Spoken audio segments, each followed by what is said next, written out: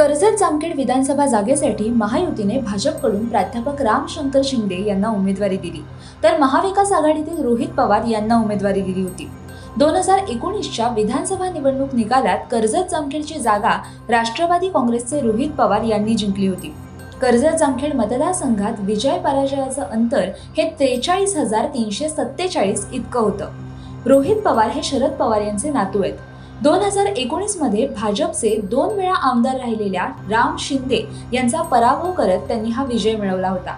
मात्र आत्ताच्या निवडणुकीत कर्जत जामखेड मतदारसंघावरील निवडणूक ही शेवटपर्यंत रंजक राहिली.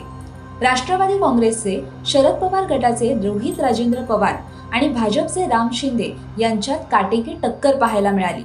पण अखेरच्या वेळी ईव्हीएम मध्ये रोहित पवार यांची लीड वाढली आणि त्यांना विजयी घोषित करण्यात आलं. रोहित पवार यांचा 1200हून अधिक मते मिळवत विजय झाला. पाहायला गेलं तर हे मताधिक्य 2019च्या तुलनेत फारच कमी आहे. रोहित पवारांच्या विजयानंतर त्यांची फेसबुक पोस्ट सध्या सोशल मीडियावर तुफान व्हायरल होतीये. रोहित पवार यांनी ही पोस्ट मतमोजणीच्या दिवशी सकाळीच केली असल्यामुळे ती सध्या खूप चर्चेत आहे. नक्की ही पोस्ट काय आहे पाहूयात. आजची सकाळ आपली आहे, आजचा दिवस आपला आहे आणि गुलालही आपल्याच आहे.